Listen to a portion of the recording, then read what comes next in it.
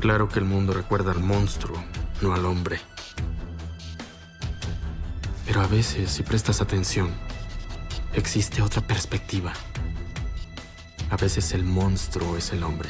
El científico Victor Frankenstein y su brillante protegido Igor Straussman comparten una noble misión: contribuir al bienestar de la humanidad mediante una investigación revolucionaria sobre la inmortalidad. Sin embargo, los experimentos de Victor han sobrepasado los límites de la ética y su obsesión ha desencadenado consecuencias aterradoras. Solo Igor puede rescatar a su amigo del abismo de la locura y salvarlo de la monstruosa creación que ha engendrado. Todo inicia en Londres, en el año 1860. Allí conocemos a un joven jorobado sin nombre, quien ha vivido toda su vida en un circo, donde trabaja como payaso. Desde que tiene memoria, el circo ha sido su único hogar y también su prisión. La mayoría lo llama simplemente el jorobado o, en el mejor de los casos, el fenómeno. No guarda rencor hacia quienes lo desprecian. Le es difícil juzgar la crueldad cuando jamás ha recibido compasión. Sin embargo, siempre ha tenido una figura a quien admirar: Lorelei, una trapecista del circo, a quien observa con silenciosa devoción. Cuando no actúa, el joven se desempeña como médico improvisado del circo. La ciencia médica, especialmente la anatomía humana, se ha convertido en su verdadera pasión. Desea comprender los misterios del cuerpo: el cerebro, los pulmones, los huesos, los músculos, el corazón. No sabe con certeza por qué la ciencia de la vida ocupa su mente de esa manera, pero le brinda un refugio, le permite escapar de una existencia marcada por el rechazo.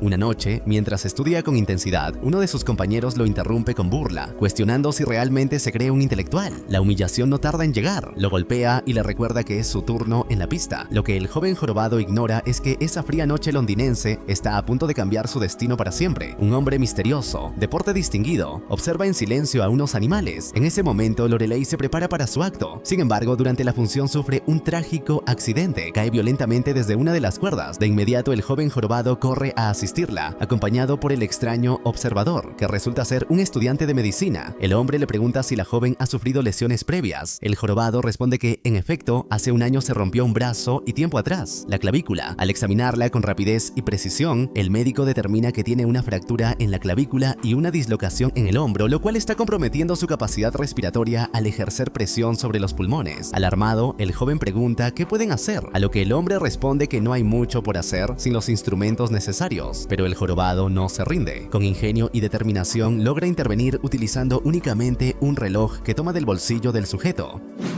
Sorprendido, el hombre lo felicita por su audacia y le pregunta por qué oculta su rostro bajo ese maquillaje absurdo. El joven responde que es un payaso, a lo que el hombre replica con firmeza: no, no lo eres, eres un cirujano. Acabas de realizar una operación en menos de un minuto, sin herramientas, y le salvaste la vida. Le insta entonces a abandonar el circo de inmediato. Sin embargo, el dueño del circo ha escuchado la conversación y no está dispuesto a dejarlo ir tan fácilmente. Aún así, en ese momento la salud de Lorelei es la prioridad. El hombre la lleva al hospital y justo antes de partir, el joven jorobado le pregunta su nombre. El hombre se detiene por un instante, lo mira con determinación y responde: me llamo Victor Frankenstein. Más tarde, el dueño del circo, en un acto de crueldad, prende fuego a los libros del joven jorobado y lo encierra en una jaula, recordándole con desprecio que le pertenece, que su vida y su cuerpo son propiedad del circo. Desesperado, el joven le suplica, afirmando que lo único que posee son esos libros, su única fuente de conocimiento y consuelo. Con angustia le pregunta qué ocurrirá con Lorelei, a lo que el dueño, con frialdad, responde que probablemente morirá en ese hospital.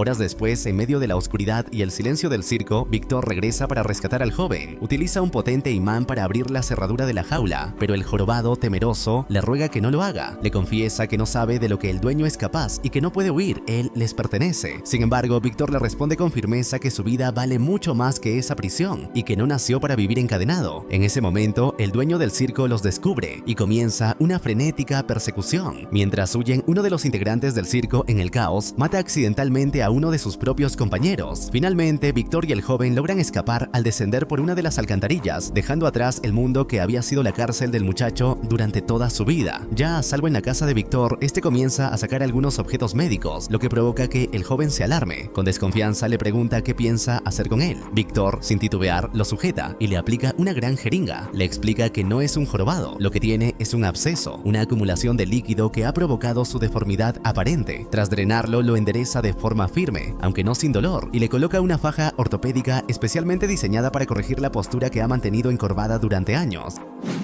El joven queda sorprendido. Por primera vez en su vida está de pie. Víctor le muestra la distribución de la casa, le indica dónde está cada cosa y le sugiere que se duche y arregle su cabello. Antes de bajar al sótano, le da una última instrucción. Si alguien pregunta por su identidad, debe presentarse como Igor Straussman, el nombre de su compañero de laboratorio, un adicto a la morfina que rara vez se encuentra en casa. Ahora, con una nueva identidad, Igor comienza a acostumbrarse a su cuerpo erguido. Se dirige al baño, se afeita cuidadosamente y se corta el cabello, dejando atrás poco a poco la imagen del ser marginado que una vez fue. Al día siguiente, los inspectores Turpin y Alistair llegan al circo tras recibir la denuncia del dueño. Turpin expone los hechos. El fenómeno del circo y un desconocido irrumpieron, atacaron al dueño, robaron sus pertenencias más valiosas, asesinaron a un hombre inocente durante la huida y desaparecieron sin dejar rastro. Alistair repite con seriedad lo que el dueño del circo declaró: fuga, robo y homicidio. Pero Turpin duda, plantea otra perspectiva: un ser humano encorvado, encerrado contra su voluntad, algo posiblemente habitual en ese entorno, liberado por un extraño mediante un potente imán. Huyen sí, pero lo hacen porque están siendo perseguidos y acosados. Un hombre muere, es cierto, pero bien podría tratarse de un acto de defensa propia.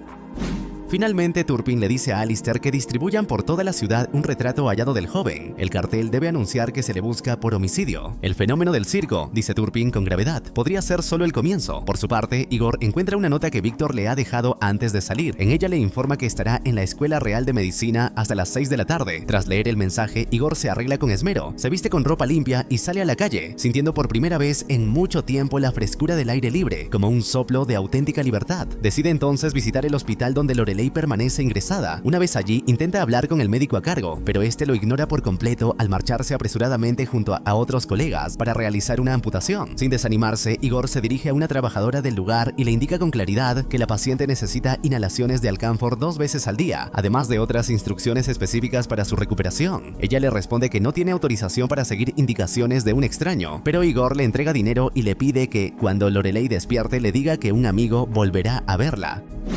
Al salir del hospital, ya en plena calle, nota con inquietud que varios carteles han sido pegados en distintos rincones de la ciudad. En ellos aparece su rostro, junto al de Víctor, con el rótulo "Se buscan". Mientras tanto, los inspectores Turpin y Alistair revisan una serie de informes sobre recientes y extraños robos de partes de animales muertos. Alistair, confundido, pregunta qué relación puede haber entre eso y lo ocurrido en el circo. Turpin le responde con calma y le pide que abra un bolso que fue hallado entre las pertenencias de Víctor durante la investigación. Alistair abre la bolsa con cautela y para su asombro descubre en su interior la pata cercenada de una leona que había muerto recientemente, la misma leona cuya jaula estaba junto al lugar donde fue hallado el cuerpo de la víctima del circo. Aquella extremidad no llegó allí por su cuenta. Intrigado, Alistair pregunta si cree que existe una conexión entre ambos casos. Turpin le dice que sí. La verdadera pregunta ahora es: ¿con qué propósito está recolectando esos restos? Más tarde ese mismo día, Víctor regresa a casa y encuentra a Igor visiblemente angustiado. El joven le muestra uno de los carteles que ha recogido de la calle, donde ambos aparecen retratados como fugitivos. Víctor, lejos de alarmarse, observa el papel con una sonrisa irónica y suelta una carcajada. Comenta con ligereza que la ilustración es ridícula. Ni siquiera tengo ese cabello ni esa nariz, dice con tono burlón. Igor, aún nervioso, le responde que lo están buscando por homicidio. Sin embargo, Víctor, imperturbable, le resta importancia al asunto y le dice con tono despreocupado: me han llamado cosas peores toda mi vida. Además, no me están buscando a mí, están buscando a un pobre jorobado sin nombre, una criatura que ya no existe. Ahora estás tú, ahora eres Igor. Durante la cena, Igor le pregunta a Víctor qué lo llevó a asistir al circo. Víctor le responde que fue por los animales. Estudia en la Real Escuela de Medicina, donde el plan de estudios es sumamente básico, los exámenes son sencillos y los profesores poseen una capacidad bastante limitada. Intrigado, Igor le pregunta por qué lo rescató a él en particular. Víctor le confiesa que lo consideró un regalo inesperado. No todos los días, dice, se encuentra uno con un hombre que, pese a sufrir una deformidad tan grotesca, demuestra ser evidentemente talentoso, observador e ingenioso. Aclara, además, que su interés no nace de la caridad. Antes de conocerlo, en realidad, su intención era hablar con el dueño del circo para negociar la adquisición de animales muertos. Igor le pregunta si eso es con fines de estudio. Víctor sonríe divertido y le responde que no es como él imagina. Le explica que está convencido de que la muerte, al igual que la vida, puede ser temporal. Si la vida es un fenómeno pasajero, ¿por qué no habría de serlo también la muerte? Acto seguido, le muestra a Igor uno de sus descubrimientos. A través de sus experimentos, ha logrado que un par de ojos humanos respondan a estímulos eléctricos, a pesar de haber sido conservados durante más de 3 meses. El líquido en el que se encuentran sumergidos es un gel conductor de electricidad que él mismo ha creado, con una doble doble función. Según explica, todo se reduce a un proceso de transformación, la conversión de energía eléctrica en la compleja diversidad biológica que recorre el cuerpo humano. De ahí surge uno de sus principales instrumentos, el llamado gancho de Lázaro. Descubrió que al hacer pasar corriente a través de una mezcla especial de sulfatos y metales, puede activar ciertos tejidos inertes. Impresionado, Igor señala que, si bien es asombroso, los nervios están severamente dañados. Los nervios oculomotores no tienen una conexión adecuada, por eso los ojos no se mueven de forma sincronizada. Ese comentario provoca una reacción inesperada. Víctor lo abraza con entusiasmo y le dice que es el hombre que había estado buscando. Le asegura que comenzará a asignarle tareas poco a poco y que todo lo que ve en ese lugar, libros, materiales, instrumentos, escritorios, está a su completa disposición. Finalmente, le revela que, como su asistente, estará en el corazón de un proyecto científico destinado a cambiar el mundo. Vemos entonces cómo Igor trabaja meticulosamente con distintas partes orgánicas, que luego Víctor traslada al sótano para emplearlas en su enigmática creación. El tiempo transcurre y el detective Turpin comienza a hacer una lista de órganos y tejidos robados, señalando un patrón inquietante. Mientras tanto, Lorelei, ahora recuperada, ha conseguido un benefactor. Igor se alegra sinceramente por su mejoría y por saber que alguien cuida de ella, pero con el paso de los días comienza a extrañarla. Se pregunta si su vida ha cambiado tanto como la suya, si aún piensa en él. Poco después, Igor descubre una carta dirigida a Igor Straussman, pero antes de que pueda leerla por completo, Víctor se la arrebata, anunciando con decisión que deben abandonar la ciudad de inmediato. Ambos asisten a una reunión en un distinguido club de la alta sociedad. Antes de ingresar, Víctor le pide a Igor que se comporte con corrección. Sin embargo, una vez dentro y ya sentados a la mesa junto a dos damas, es el propio Víctor quien adopta una actitud poco apropiada para el entorno. En medio del bullicio refinado, Igor reconoce entre los presentes a Lorelei. Al verla, sus emociones se agitan. Cuando sus miradas se cruzan, ella no lo reconoce de inmediato. Igor luce muy distinto al joven jorobado del circo. Momentos después, se acerca con cautela y le dice que lo confundió con alguien más. Igor, con una sonrisa contenida, le responde que quizás sí lo conoce. Ella le señala que no le ha dicho su nombre, a lo que él contesta: jamás lo tuve. En ese instante, Lorelei comprende quién es realmente. Lo abraza con emoción y le dice que le salvó la vida. Poco después, observan a un hombre. Lorelei le explica que se trata de Barón Bomine, su actual benefactor. Él la ha reclutado para formar parte de su cabaret y la presenta en público como su consorte, aunque en realidad prefiere la compañía de otros hombres. Igor le confiesa que ahora tiene un nombre, se llama Igor. Lorelei ríe con ternura y le dice que le parece perfecto. Luego Igor le señala a Víctor y le dice: él es el hombre que me rescató y que me ayudó a salvarte. Más tarde, Igor, Lorelei y Víctor comparten una mesa. Víctor comienza a hablar con entusiasmo de su proyecto. Está al borde de crear vida donde ya no la hay. Lorelei, inquieta, le expresa sus reservas y le pregunta si no le asusta desafiar el orden natural.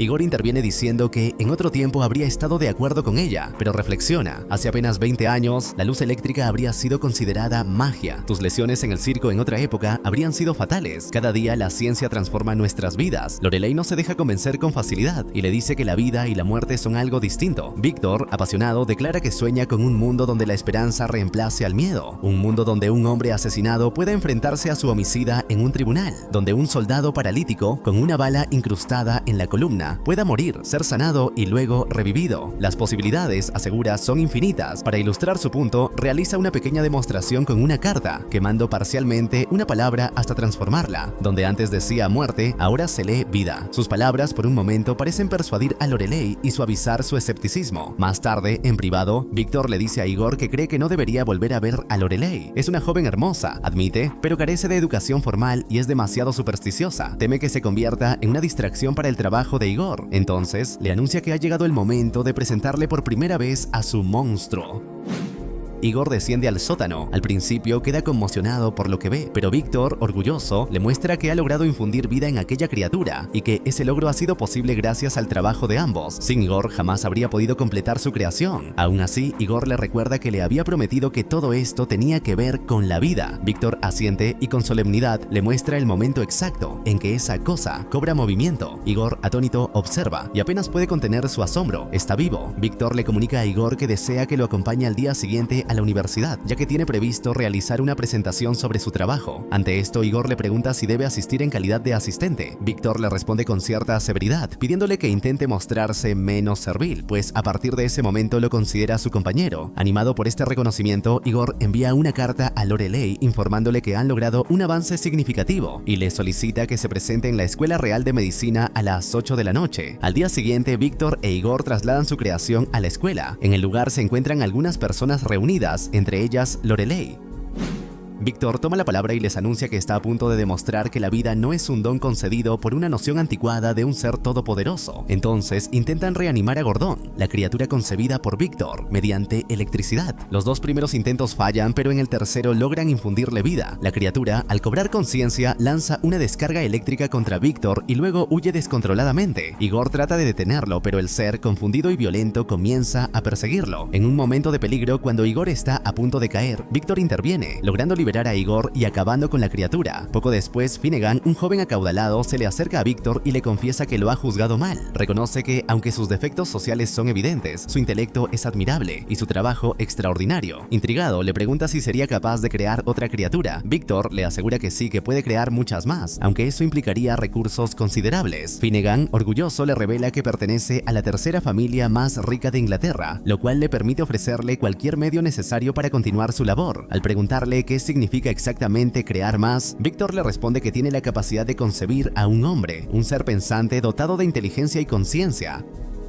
Igor se opone con firmeza a esa idea, pero Víctor lo confronta. Le reprocha que, aunque no fue él quien desarrolló la tecnología, ahora pretende dictar cómo debe utilizarse. Le recuerda que él es su superior y que no permitirá que su ignorancia detenga el progreso de sus experimentos. Esa noche, Igor sufre pesadillas, perturbado por los experimentos de Víctor. Al despertar, escucha que golpean la puerta. Son los detectives Turpin y Alistair. Turpin, sospechando que algo extraño ocurrió en la universidad, manifiesta su deseo de hablar con Víctor. Igor le responde que por el momento eso no será posible.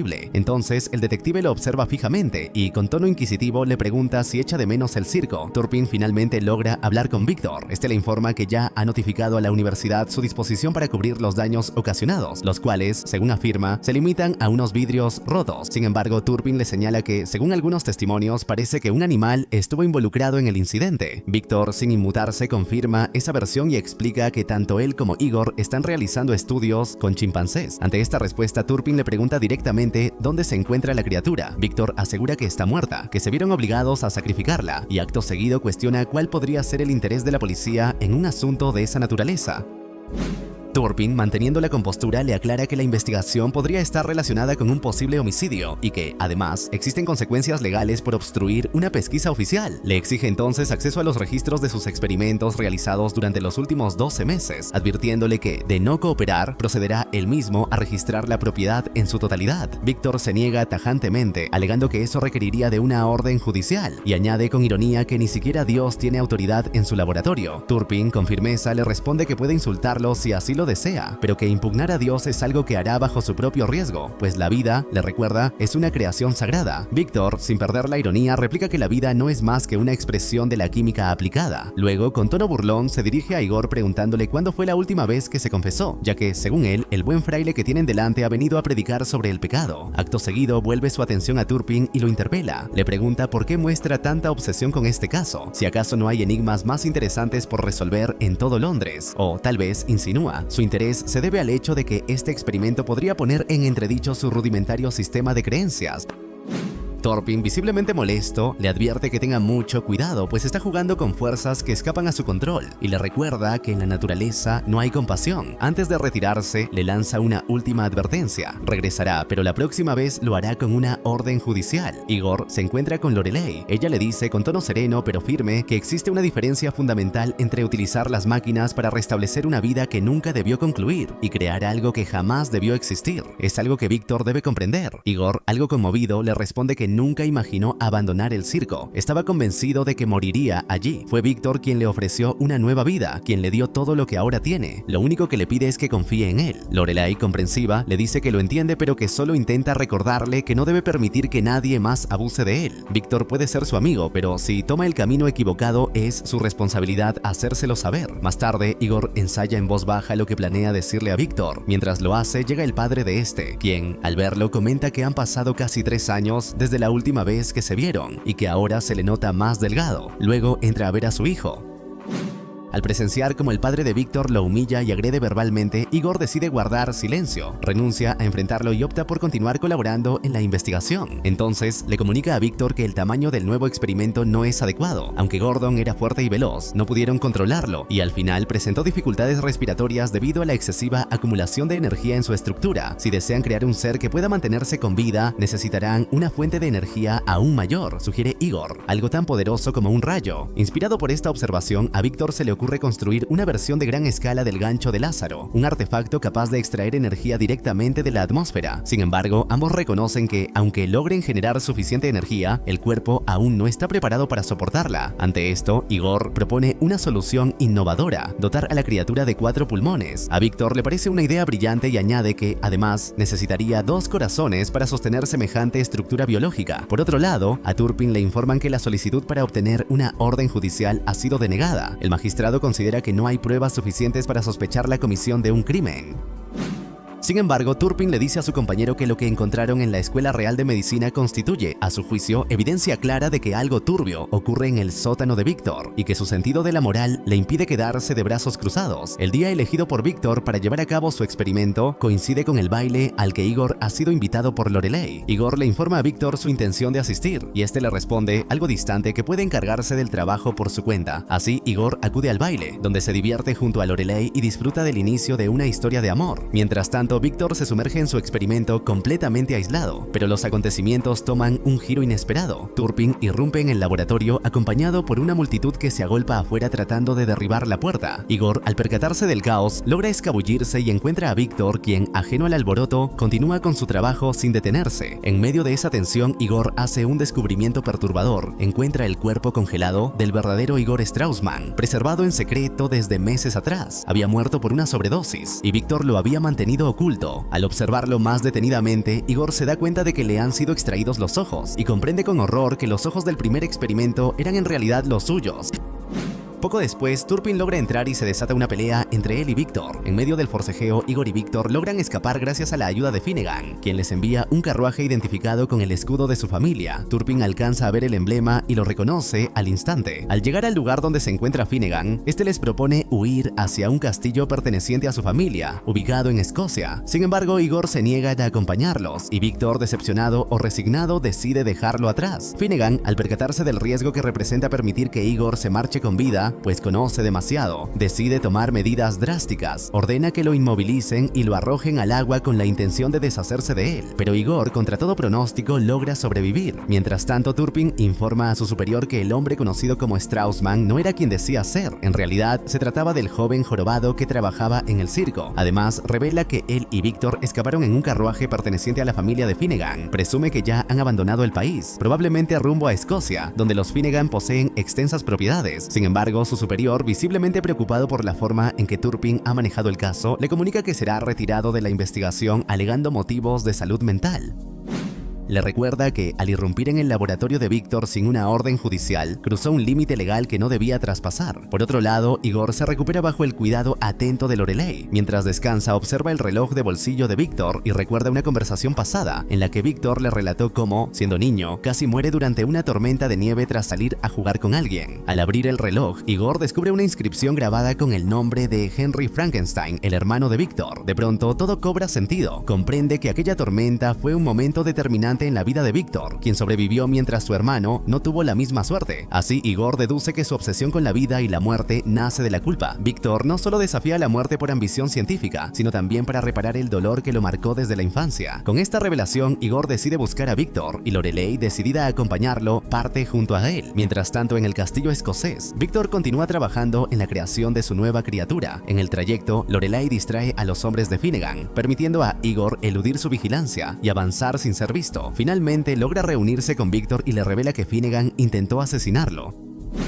Le advierte que, cuando ya no le resulte útil, probablemente intentará hacer lo mismo con él. Igor menciona nuevamente a Henry, su hermano, y sostiene que, si bien Víctor afirma desafiar a la muerte por el bien de la humanidad, en realidad lo hace para calmar su propia culpa. Cree que intenta crear vida no por heroísmo, sino por necesidad de restablecer un equilibrio interior que perdió hace años. En ese momento, un miembro del equipo de Finnegan irrumpe con una noticia crucial. La tormenta que necesitan para activar el experimento se aproxima rápidamente. Con renovada urgencia, Víctor pone en marcha los preparativos finales para insuflar vida a su criatura, a quien ha decidido llamar Prometeo, utilizando la energía devastadora de los rayos. Así, la criatura cobra vida. No obstante, la tormenta desata una sobrecarga de energía que provoca un caos descomunal. El sistema eléctrico colapsa de forma violenta y, como resultado, Finnegan y varios de sus trabajadores pierden la vida en la explosión. En medio de la destrucción aparece Turpin, consumido por su obsesión, decidido a confrontar a Víctor. Con mirada encendida, le grita que pagará por lo que ha hecho, asegurando que aquello no es ciencia, sino una aberración, obra directa de Satanás.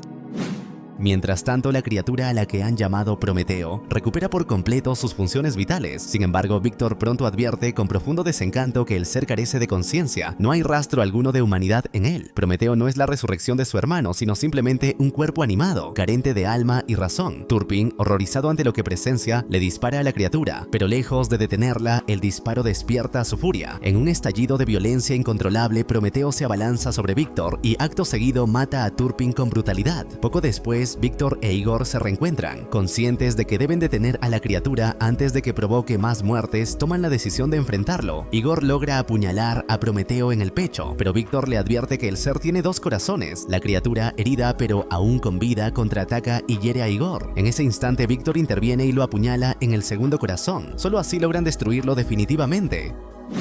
Al amanecer reina el silencio. Las ruinas humeantes son testigo del precio que han pagado por desafiar los límites de la naturaleza. Igor recibe una carta enviada por Víctor, quien ahora vive escondido en algún rincón solitario de la campiña escocesa. En la misiva, Víctor le ofrece sus disculpas por todo lo sucedido y le agradece profundamente su amistad y fidelidad. Le confiesa que, entre todos sus logros, él, Igor, ha sido su mayor creación. Insinúa que aún no ha abandonado por completo su trabajo científico y deja abierta la posibilidad de que sus caminos puedan cruzarse de nuevo en el futuro. La carta concluye con una sencilla pero significativa firma: tu amigo, Víctor Frankenstein.